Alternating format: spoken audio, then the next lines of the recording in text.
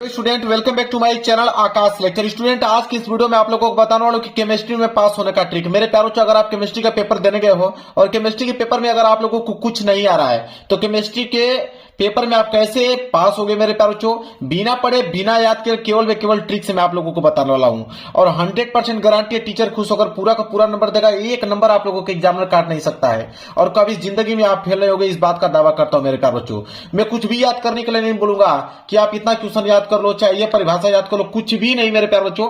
अगर आपकी तैयारी बल्कि 0% है, बस डायरेक्ट आप पेपर में बैठ गए मेरे प्यारे और आपके सामने एक पेपर आ गया है केमिस्ट्री का, जैसा देख पा रहे 2026 का ये केमिस्ट्री का पेपर है और ये केमिस्ट्री का पेपर आ गया और इस पूरे के पूरे केमिस्ट्री के पेपर में एक भी प्रश्न अगर आप लोगों को नहीं आ रहा है तो इस पूरे के पूरे पेपर को आप कैसे सॉल्व करोगे ताकि आप लोगों का जो है 70 नंबर में कम से कम मेरे प्यारों 50 से लेकर 55 नंबर आ जाए। आज की इस वीडियो का ऐसा ट्रिक आपको बताऊंगा कि अगर केमिस्ट्री में आप लोगों को कुछ भी नहीं आ रहा है तो केमिस्ट्री के पेपर को आप कैसे पास करोगे, पूरा का पूरा पेपर मैं सॉल्व करके आप लोगों के सामने दिखाने वाला हूं इस बोर्ड एग्जाम की कॉपी पे। और यकीन मानिए कि आपका 70 में 50 से लेकर 55 नंबर बिल्कुल क्लियर हो जाएगा। देखिए मेरे प्यारों, कोई भी प्रश्न ले लेते हैं, कोई भी इसमें से कोई भी प्रश्न आप ले लो, कोई भी प्रश्न को मैं सॉल्व करके दिखा दूंगा और आपके अंदर भी इतना कॉन्फिडेंस आ जाएगा कि दुनिया का कोई भी पेपर देने गए हो और केमिस्ट्री का पेपर आ जाएगा, उसको आप आसानी से सॉल्व कर पाओगे। देखिए मेरे प्यारों, मान लेते हैं कोई भी प्रश्न, पूरा प्रश्न एक करके दिखा दूंगा। मान लीजिए जैसे ये वाला प्रश्न है, अच्छा ये वाला प्रश्न देख लेते हैं, पहले परिभाषा वाला देख लेते हैं। परिभाषा बहुत ज्यादा पूछता है। जैसे बोलेगा कि निम्न पदों का परिभाषित कीजिए। अगर आप मेरे प्यारों केमिस्ट्री का पेपर देने गए हो, इतना याद रखिए 100% मेरी प्यारों गारंटी है कि यह दो परिभाषा आपके पेपर में आना ही आना है। एक मोल अंश, एक मोललता, एक मोलरता होता है। तीन परिभाषा आपको देगा ही देगा, तीनों में से एक जरूर देगा। जैसे इस पेपर में दिया है दो कि मोल अंश की परिभाषा लिखिए या मोलरता की परिभाषा लिखिए, ठीक है, या तो मोललता की परिभाषा लिखिए। तो मोललता, मोलरता, मोल अंश तीन होता है। मैं लिख भी देता हूं, एक मोलरता, एक होता है क्या, मोलरता होता है। तो तीन ही परिभाषा आपके पेपर में आता है, ठीक है, या तो मोल अंश, या तो मोलरता, या तो मोललता, तीन आ गया। चलिए अब यहां पे दोनों का परिभाषा में लिख के दिखाने वाला हूं। कोई भी परिभाषा आ जाएगा, उसको आप कैसे लिखोगे वो समझिए। देखिए सबसे पहले जो काम करना है आप लोगों को वो है, आप लोगों को यहाँ पे हेडिंग बनानी है। तो प्रश्न दूसरे का ख वाला है तो आपको यहाँ पे मेरे प्यारों डालना पड़ेगा। आप यहाँ पे लिखोगे कि प्रश्न उत्तर संख्या। देखिए हेडिंग आपको बिल्कुल सही सही डालना है, इसमें थोड़ा सा भी गलती नहीं आप लोगों को करना है। जैसे प्रश्न उत्तर संख्या, प्रश्न उत्तर संख्या आप दूसरा का कर रहे हो तो आप लिखोगे दूसरा, दूसरा में ख कर रहे हो तो आप उसके सामने लिखिए कि आप दूसरे का ख वाला कर रहे हो, इस तरह कोष्टक में। इसके बाद मेरे प्यारों स्केल की सहायता से आप इसके नीचे अंडरलाइन कीजिएगा। स्केल भी आपको लेकर जाना है। स्केल की सहायता से इस हेडिंग के नीचे आपको करना है अंडरलाइनिंग, ताकि दिखने में ये जो हेडिंग है काफी सुंदर लगे। तो प्रश्न उत्तर संख्या दूसरे का ख, और दूसरे का ख में हम लोग पहला वाला कर रहे हैं। दो प्रश्न पूछा था ना, एक पूछा है कि मूल अंश किसे कहते हैं, एक पूछा है कि मोललता किसे कहते हैं। तो यहाँ पे मोल अंश की अगर परिभाषा देना तो आपको हेडिंग डालना पड़ेगा यहाँ पे कि मोल अंश, यहाँ पे हेडिंग डालोगे मोल अंश, ठीक है। मोल अंश की परिभाषा ये हेडिंग होगी ताकि एग्जामिनर को एकदम बिल्कुल शुद्ध समझ में आ पाए कि हाँ आपने मोल अंश की परिभाषा यहाँ पे लिखा हुआ है। और राइटिंग जितना हो सके उतना थोड़ा सा अच्छा करके आप लिखिएगा, ठीक है। ये देखिए हेडिंग बन गया मोल अंश की परिभाषा। अब क्या करना है, स्केल लेना है और स्केल की सहायता से इसके नीचे कर देना है आप लोगों को मेरे प्यारे बच्चों अंडरलाइनिंग। देखिए यहाँ पे आपको कर देना है अंडरलाइनिंग ताकि दिखने में अच्छा लगे। क्लियर है मोल अंश की परिभाषा। अब मेरे प्यारों मोल अंश की परिभाषा आपको मालूम है नहीं, लेकिन आप इसका परिभाषा कैसे लिखोगे मेरे प्यारों। देखिए आप मेरे प्यारों इतना दिमाग याद रखिए कि कोई भी परिभाषा अगर आपको लिखने की आ जाए, मैं बोला हूं ना कि केमिस्ट्री में तीन ही परिभाषा पूछता है, या तो मोल अंश, या तो मोलरता, या तो मोललता। कोई भी तीनों में से एक परिभाषा आ जाए, आप एक चीज याद कीजिएगा, एक होता है मेरे प्यारों मोलों की संख्या, इस बात को याद रखिएगा, एक होता है मोल अंश, ठीक है। देखिए इसी से हम लोग बनाएंगे, कैसे लिखेंगे कि किसी विलियन में, देखिए मोल अंश हो, चाहे आपका वो मोललता दे दे, चाहे आपका मोलरता दे दो, बिलियन की बात जरूर आएगा। तो आप लिखोगे इसका बनाकर कि किसी, लिखोगे कि किसी विलियन में, आप यहां से लिखोगे बनाकर कि किसी बिलियन में, किसी बिलियन में किसी घटक के, कोई भी घटक एक ले लो, एक बिलियन ले लो और उसमें कोई एक घटक ले लो। तो आप लिखोगे कि किसी बिलियन में किसी घटक के, किसी घटक के मोलों की संख्या, देखिए यहां पे आ गया मोल, मोल से आप मोलो याद लिख लीजिएगा, ट्रिक है। मोलों की संख्या, मोलों की संख्या इस तरह बनाना है कि किसी विलयन में किसी घटक के मोलों की संख्या के अनुपात, अनुपात याद रख लीजिएगा, के अनुपात को, बस इतना ही आपको पॉइंट याद करना, के अनुपात को मोल अंश कहते हैं, मोल अंश कहते हैं। लो भाई परिभाषा बन के हो गया रेडी। एग्जामिनर एक नंबर चाह कर भी नहीं काट सकता, इसमें क्या उसको गलत लगेगा कि काटेगा आपसे। आपने लिखा है कि किसी विलयन में किसी घटक के मोलों की संख्या के अनुपात को हम लोग मोल अंश कहते हैं। अब मेरे ख्याल एक बात याद है, इसमें थोड़ा सा बनाकर और लिख दीजिएगा कि यहां पे लिख दीजिएगा कि घटक की बात किया है तो आप लीजिएगा कि इसमें दो घटक हैं। यहां पे लिखिएगा कि यदि, यहां पे इस तरह बनाकर थोड़ा सा बढ़ा के चढ़ाकर लिख दीजिएगा कि यदि विलयन में दो घटक हैं, यदि विलयन में ए और बी, ऐसे लिख दीजिएगा कि यदि विलयन में ए और बी दो घटक हैं, दो घटक हैं, कौन से घटक है, एक ए है एक बी, इस तरह बनाकर लिखना है। तो आप यहां पे फार्मूला बना सकते हैं, इसको एक्स ए लिख दीजिए, इसको एक्स बी लिख दीजिए बनाकर, तो हो जाएगा एक्स ए बराबर, एक्स ए बराबर लिख दीजिएगा यहां पे जैसे एन ए, और बटे में एक आप एन ए और एक एन बी दोनों को जोड़ दीजिए, तो ये हो जाएगा एन ए और प्लस एन बी, इस तरह आप लोगों को जोड़ देना है। इसी तरह इसको एक्स बी लिख दीजिए, तो हो जाएगा एक्स बी बराबर, सेम यही फॉर्मूला लगाइए। यहाँ पे ए निकाल लेते तो यहाँ पे ए लिखा है, यहाँ पे बी निकाल रहे तो यहाँ पे लिखेंगे एन बी, और बटे में आपका यही रहेगा N A plus N B. इस तरह आपको फार्मूला, कोई ना कोई एक फार्मूला बना देना ताकि एग्जामिनर को लगे कि आपने कोई ना कोई फार्मूला लिखा हुआ है। क्लियर है। इसका नामकरण भी आप कर सकते हो, कोई दिक्कत नहीं है। जैसे आप यहां पे लिख सकते हो इसका नामकरण कि यहां पे एक्स ए, यहां पे लिख दीजिएगा कि एक्स ए तथा एक्स बी, एक्स ए तथा एक्स बी ये क्या है, यह मोल अंश है।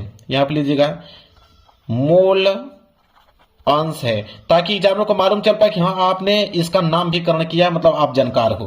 ठीक है, एक्स ए तथा एक्स बी मोल अंश है।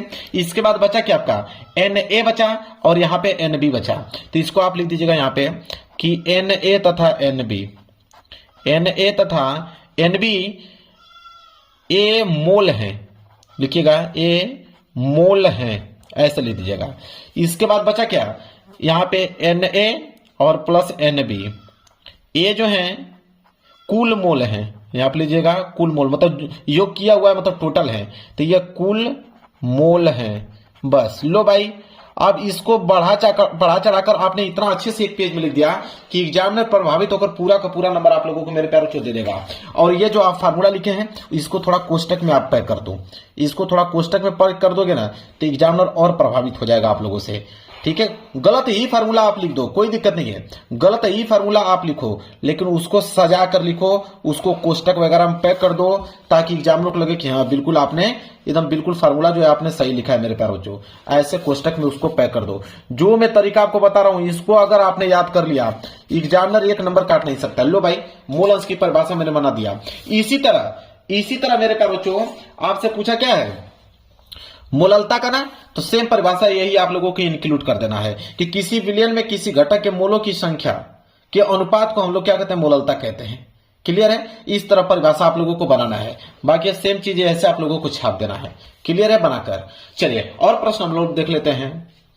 चलिए देखिए मेरे प्यार से एक न्यूमेरिकल दिया है, इसको भी सॉल्व कर लेते हैं। अगर न्यूमेरिकल इस प्रकार का आ जाएगा तो कैसे सॉल्व करोगे, जैसे दूसरे का क है, ठीक है, तो दूसरे का क है तो सबसे पहले क्या करोगे आप हेडिंग डालोगे। मैंने कहा ना कि हेडिंग आपको भूलना नहीं है, तो लिखोगे यहां पे कि प्रश्न उत्तर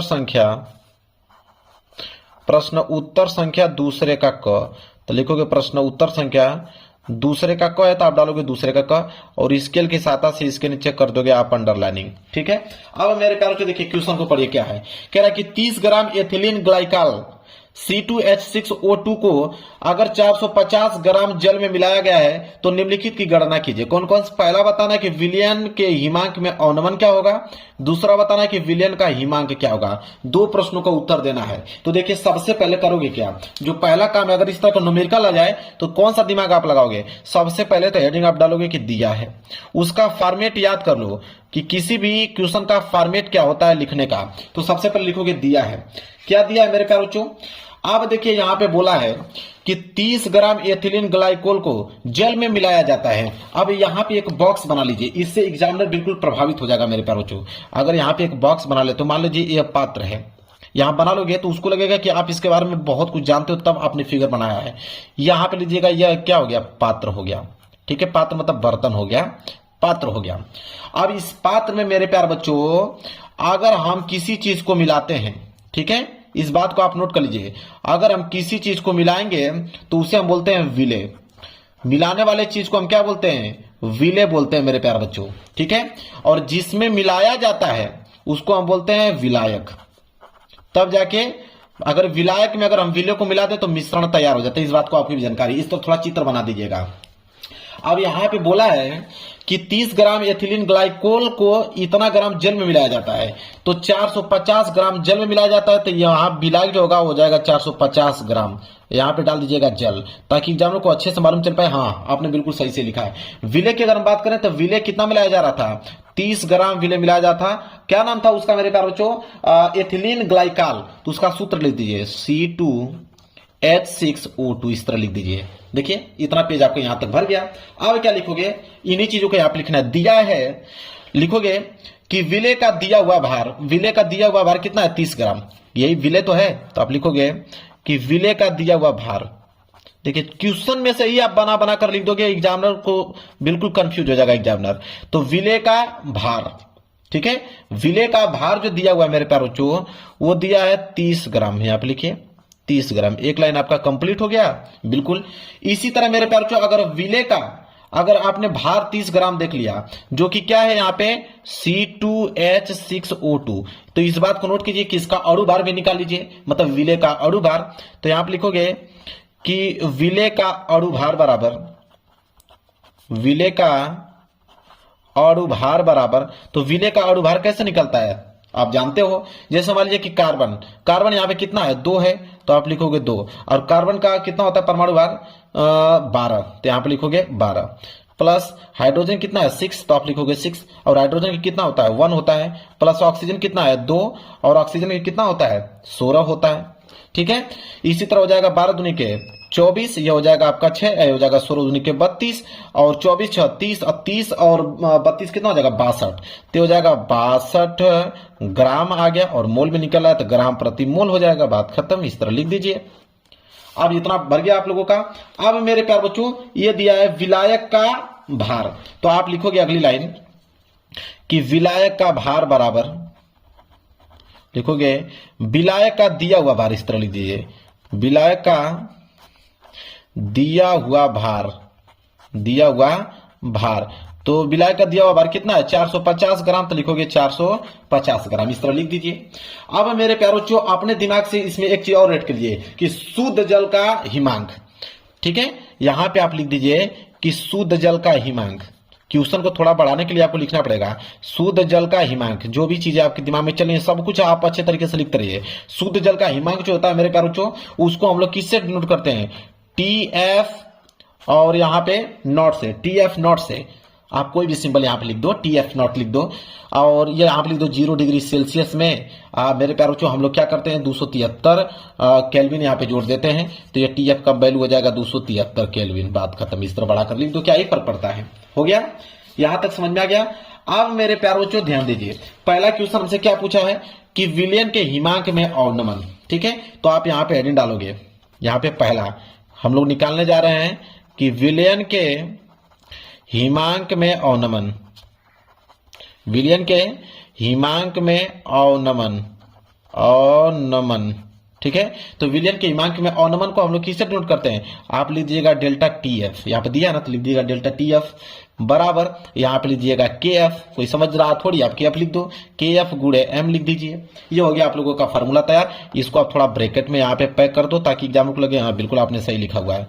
आप पेज भर गया, कोई दिक्कत नहीं, पेज को पलट लो, यहाँ पे पेज को आप पलट के इधर पेज कर लो। लो भाई नया पेज आ गया।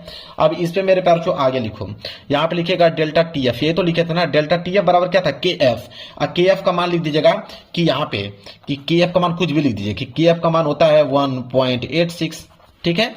अब यहाँ पे लिखिएगा कि KF था तो इसका हो जाएगा 1.86 और गुड़े 30 ग्राम था तो यहाँ पे लीजिए 30 ग्राम और बटे में 62 भी वैल्यू था तो इसका 62 में भाग दे दीजिए, 62 का भाग दे दीजिए और बटे में 450 भी बात तो 450 को दे दीजिए, उसमें 1000 का भाग दीजिए, 1000 का भाग देंगे तो वो किलो में चेंज हो जाएगा। इस तरह आपको कैलकुलेशन कर देना है बढ़ाकर, तो हो जाएगा 1.16, ठीक है, और गुड़े ये हो जाएगा 30 बटे 62 और 1000 कहाँ चला जाएगा ऊपर, 450 कहाँ जाएगा नीचे।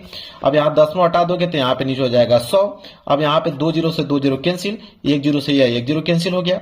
यहाँ पे घटाएंगे 15 से तो 15 दूनी 30, अब 15 यहाँ 45 होगा ना। ऐसे कटाएंगे आप कितने बार में, 3 बार में कट जाएगा, 3 बार में पूरा का पूरा कट गया और 3 से यह 3 पूरा कट गया, बच गया सिर्फ 2, तो 2 बच गया तो यहाँ पे आ गया डेल्टा TF। डेल्टा TF का मान कितना आ गया, 2 केल्विन आ गया। लो भाई आंसर कंप्लीट। बताओ कौन काटेगा आप लोगों का, एक नंबर आपका कहीं नहीं काट सकता है। इसी प्रकार दूसरा निकालना था तो आप लिखेंगे दूसरा मेरे प्यारों चो क्या यहाँ पे बोला था, तो दूसरा हमसे बोला था विलियन का हिमांक, तो हेडिंग डालेंगे विलियन का हिमांक। विलियन का हिमांक देखिए काफी ऐसे भरी जाती है, नंबर ऐसे मिलता है, तो विलियन का हिमांक। अब विलियन के हिमांक को आप क्या कीजिए कि यहाँ पे इस तरह लिखिए कि डेल्टा TF नॉट में से डेल्टा TF घटा दीजिए और ये बराबर हो जाएगा 2 केल्विन के, इस तरह। और डेल्टा TF का मान अभी हमने देखा कि 273 केल्विन आ रहा था और यहाँ पे डेल्टा TF है और बराबर 2 केल्विन, ठीक है। अब यहाँ पे क्या हो जाएगा मेरे प्यारों कि 273 माइनस 2 केल्विन और बराबर यह जाएगा तो उधर प्लस में हो जाएगा, 273 में से 2 घटा दीजिए आ जाएगा 271, ठीक है, 271 केल्विन बराबर TF। लो भाई ये भी आंसर आ गया। इस तरह आप लोगों को काम करना है भाई, ये आंसर आप लोगों का कंप्लीट हो गया। समझ में आ गया ना आप लोगों को, 2 पेज भर गया और आंसर भी आ गया, ठीक है। भले ही आपने गलत लगाया लेकिन एग्जाम को मालूम नहीं चल पाएगा, आपको बस स्टेप बाय स्टेप बढ़ाना है, कैलकुलेशन को पूरा करना है, इस बात को आप ध्यान में रखिए। चलिए आगे देख लेते हैं मेरे प्यारे बच्चों, और कोई प्रश्न देखते हैं। चलिए मेरे पास एक प्रश्न है ऐसा देख लेते हैं। यहाँ पे अंतर वाला प्रश्न सबसे ज्यादा आता है, बोलता है कि निम्नलिखित में विभेद कीजिए। जैसे बोला यहाँ पे कि एसीटेल्डिहाइड तथा एसीटोन में अंतर बताइए। दूसरा है यहाँ पे कि एसीटोफिनान तथा बेंजोफिनान में अंतर बताइए। देखिए अंतर वाले के लिए सबसे ट्रिक बता देता हूँ, बेहद सबसे इंपॉर्टेंट ट्रिक बताऊंगा मैं आप लोगों को। जैसे तीसरे का ग है ना, तो सबसे पहले मैंने क्या कहा कि हेडिंग आपको डालना है। लिखोगे यहाँ पे कि प्रश्न उत्तर, हेडिंग आपकी बिल्कुल सही सही होनी चाहिए। प्रश्न उत्तर संख्या तीसरे का ग है तो आप लिखोगे तीसरे का ग, प्रश्न उत्तर संख्या तीसरे का ग स्केल के साथ अंडरलाइन हो गया। तीसरे की ग में पहला आप कर रहे हैं, ठीक है। अंतर पूछा था, किसमें किसमें अंतर पूछा था, तो यहां पे लिखेंगे कि एल्डिहाइड तथा किसमें पूछा था, एसीटोन में पूछा था, तथा एसीटोन में अंतर बताइए। यह क्वेश्चन हमसे पूछा है मेरे प्यारों चो। अंतर वाला प्रश्न बता देता हूं, एक ही ट्रिक है, पूरा का पूरा अंतर लिख दोगे जितना भी आएगा। देखिए जब भी अंतर लिखने जा रहे हो तो इस बात को आप जरूर से जरूर नोट करें कि इन दोनों में अगर अंतर आप देख रहे हो तो आपको कॉलम बनाने की जरूरत है। कॉलम में क्या, पहला कॉलम यहाँ पे बनाना है आपको ब्लैक पेन से गुणधर्म का। यहाँ पे कॉलम बनाइए गुणधर्म, गुणधर्म बनाने के बाद जो ये आपका एसिटिल्डिहाइड है इसको यहाँ पे नोट कर लीजिए, ठीक है। एसिटिल्डिहाइड यहाँ पे इसको नोट कर लीजिए, और एक साइड क्या नोट करेंगे आप, एसीटोन, तो यहाँ पे कर दीजिए आप मेरे प्यारों चो एसीटोन। ये एसीटोन की हेडिंग हो गया। अब क्या करना है, गुणधर्म में हो गया। गुणधर्म में पहली हेडिंग जो डालना है वो डालना है प्रकार। इस बात को कोई भी आ जाएगा यहाँ पे अंतर वाला, यही काम आपको करना है। गुणधर्म लिखिए, जिसमें अंतर पूछा उन दोनों का नाम लिखिए, और पहला हेडिंग होगा प्रकार, ठीक है। प्रकार में कुछ भी, जैसे एल्डिहाइड है तो उसको लिखिए कि ये एल्डिहाइड प्रकार का है। देखिए एल्डिहाइड दिख रहा है ना, उसी से अनुमान लगा दीजिए। आप लिखिएगा यहाँ पे कि ये एल्डिहाइड परिवार का है, ये एल्डिहाइड परिवार का है। एल्डिहाइड का सूत्र कुछ भी बना कर लिख दीजिए, जैसे CH3CHO, ताकि जानों को मालूम चल पाए कुछ ना कुछ आपने लिखा हुआ है। एसीटोन का देखो, एसीटोन, एसीटोन से आपको समझ रहा कि कीटोन, ठीक है। तो आप इस तरह ट्रिक बना लीजिए, ये तो कीटोन परिवार का है। कीटोन का फॉर्मूला आप लिख दीजिए, जैसे आप लिख दीजिए CH3 लिख दीजिए, COCH3 फिर लिख दीजिए, ठीक है। हो गया, ये हो गया प्रकार में। फिर दूसरी हेडिंग होनी चाहिए आपकी संरचना। संरचना में क्या लिखना पड़ेगा, जैसे मान लीजिए एसिल्डिहाइड है तो इनको लिखिए कि ये कार्बोनिलिक समूह है। इसको आप इस तरह बनाकर ट्रिक लिख दीजिए कि हो जाएगा कार्बोनिल समूह है, कार्बोनिल समूह है। और इसमें जो C होता है ठीक है, वो डबल बॉन्ड से O से जुड़ा होता है, इस तरह आप लिख सकते हो। और यहाँ पे लीजिए हाइड्रोजन है तो लिख दीजिएगा कि एक हाइड्रोजन होता है और वह CH3 लिखा है तो यहाँ लीजिए CH3 से जुड़ा होता है, इस तरह जुड़ा होता है। लो भाई देखिए कौन काटता है देखता हूं, एक भी नंबर आपका नहीं कटेगा। इसी तरह कीटोन में है तो इसको भी यही लिख देखिए कि कार्बोनिल समूह है, कार्बोनिल समूह है, इसमें भी यही लिख दीजिए, इसमें भी यही समूह है। ये जो है डबल बॉन्ड से जुड़ा हुआ है, कार्बन जो डबल बॉन्ड से जुड़ा हुआ है, इसमें भी लिख दीजिए CH3 है ना, लिख दीजिए कि इसमें भी CH3 से जुड़ा हुआ। यहाँ पे CH3 2 है तो आप लीजिए कि 2 CH3 से जुड़ा होता है। बस लो भाई, संरचना का भी काम यहाँ पे खत्म हो गया है। इसी तरह क्या होगा, दो चीज और याद करिए, एक होता है टोनल परीक्षण, यहाँ पे कोई भी आएगा यही लिखिए टोनल परीक्षण, और एक आप नीचे नहीं डालेंगे क्या, फेलिंग, यहाँ पे लिख दीजिए फेलिंग विलेन। बस कुछ भी दो हेडिंग अपने से बना लीजिए। टोनल परीक्षण में क्या लिखोगे कि यह जो होता है टोनल से अभिक्रिया करता है, इस तरह लिख सकते हैं कि यह जो होता है टोनल से अभिक्रिया करता है, अभिक्रिया करता है, इस तरह लिख दीजिए। और इसमें क्या लिखेंगे, यह टोनल से अभिक्रिया नहीं करता है। इसी तरह फेलिंग विलियन आ गया, ठीक है, तो इसमें लिखिएगा कि यह फेलिंग से अभिक्रिया करता है, फेलिंग से अभिक्रिया करता है, और इसमें लीजिए फेलिंग से अभिक्रिया नहीं करता है। लो भाई पूरा का पूरा देखिए, संरचना, प्रकार संरचना, टोनल परीक्षण, विलियन, फेलिंग विलियन, आपको इस तरह जब देखेगा एग्जामिनर पूरा अच्छे से, अगर आप राइटिंग बना के लिखे रहेंगे तो आपको नंबर देता चला जाएगा मेरे प्यारे बच्चों। समझ में आ गया आप लोगों को। अब जो मैं चीज बता रहा हूं वो चीज समझिए, जो सबसे ज्यादा इंपॉर्टेंट है, जो ज्यादातर पूछा जाता है मेरे प्यारे बच्चों, वो चीज बता रहा हूं। रासायनिक समीकरण वाला ट्रिक समझ लीजिए। देखिए रासायनिक समीकरण ये देता है, देखिए 5 नंबर के लिए बोल दिया है कि निम्नलिखित परिवर्तन के केवल रासायनिक समीकरण लिखिए। अब दिमाग लगाइए आप लोग, देखिए यहां पे आपको 1 2 3 4 5 दिया हुआ है, बोला है कि ब्यूटेन 1 आल से ब्यूटोनाइक अम्ल। अब इसका हमें क्या लिखना है, रासायनिक समीकरण लिखना है पहले का। और जब इसका रासायनिक समीकरण लिखना है तो अब इसी पेपर में रिएक्शन आपको दिया होगा। देखिए मेरे प्यारे बच्चों, यहां दिया है, इसमें भी 5 दिया हुआ है, इसमें भी 5 दिया हुआ है, तो जो पहला था उसमें यह वाला उठाकर लिख दो कि यह होगा उसका रिएक्शन। समझ आ रहा है, चाहे यहां पे है यह वाला, इसको लिख सकते हो कि यह हुआ उसका रिएक्शन, ठीक है। इसी प्रकार मेरे प्यारे बच्चों देखिए, इसी प्रकार यहां पे आइए, ये जो दूसरा है कि ब्यूटेनेल से ब्यूटोनोइक अम्ल, इसका रासायनिक समीकरण लिखिए, तो इसका इसके जगह पे आप ये वाला दूसरा लिख दीजिए। क्लियर है। इसी प्रकार मेरे प्यारे बच्चों यहां पे बोला है कि यह 3 नाइट्रोब्रोमोनोजिन से 3 नाइट्रोबेनोजोनिक अम्ल, इसका रासायनिक समीकरण लिखिए, तो इसका मेरे प्यारे बच्चों ये वाला लिख दो, ये वाला। तो 5 उधर भी है, 5 इधर भी है, इसी तरह पलट कर उन 5 की जगह इसको लिख देना है। अब ध्यान दीजिए, और जब इस वाले प्रश्न की बारी आएगी कि निम्नलिखित यौगिकों का आईपीएससी नाम लिखिए, अब ये जो 5 आपको दिख रहे हैं, इन 5 की जगह उनको उठाकर लिख दीजिए, मतलब पलट करना है, उनके जगह पे इनको लिखिए, इनके जगह पे उनको लिखिए, बस। उनमें भी 5 था, इनमें भी 5, वहां पे रासायनिक समीकरण पूछा था, यहाँ पे रासायनिक समीकरण दिया हुआ है तो उनको लिख दीजिए, और यहाँ पे ऑलरेडी रासायनिक समीकरण देके आईपीएससी नाम लिखा है तो उनको यहाँ पे लिख दीजिए। क्लियर हो गया, समझ में आ गया मेरे प्यारे बच्चों आप लोगों को। यह काम कर, यही ट्रिक इसमें भी लगाना है कि निम्नलिखित अभिक्रियाओं में उत्पाद का अनुमान लगाइए।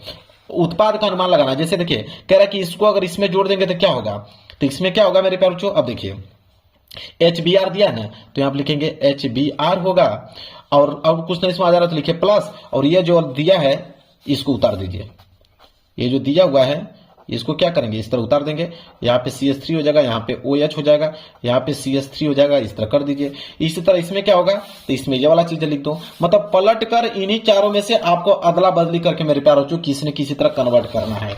एक भी प्रश्न छोड़ के मेरे प्यारे को नहीं आना है। फिर आ गया कि रासायनिक समीकरण सहित एक रासायनिक परीक्षण लिखिए। फिर यही ट्रिक आप लोगों को मेरे प्यारे बच्चों अपनाना है, जो मैंने अभी जस्ट बताया आप लोगों को। इनके जगह पे उन्हीं समीकरणों को उठाकर मेरे प्यारे बच्चों यहाँ पे अदला बदली कर किसी न किसी तरह रिएक्शन को पूरा करना है। जब कॉपी एग्जामिनर चेक करेगा ना तो उसको खुद इतना रिएक्शन पूरा का पूरा डिटेल में नहीं मालूम रहेगा, वो आप अगर अच्छे से लिखे ना तो पूरा का पूरा रिएक्शन पे नंबर देता चला जाएगा। मतलब जोड़ जोड़ के रिएक्शन को पूरा करना है, यह काम आप लोगों को मेरे प्यारे बच्चों करना है, इस बात को याद रखिएगा। और यहाँ परिभाषा की अगर बात करें तो परिभाषा मैंने बता दिया है कि कैसे परिभाषा आप लोगों को करना है।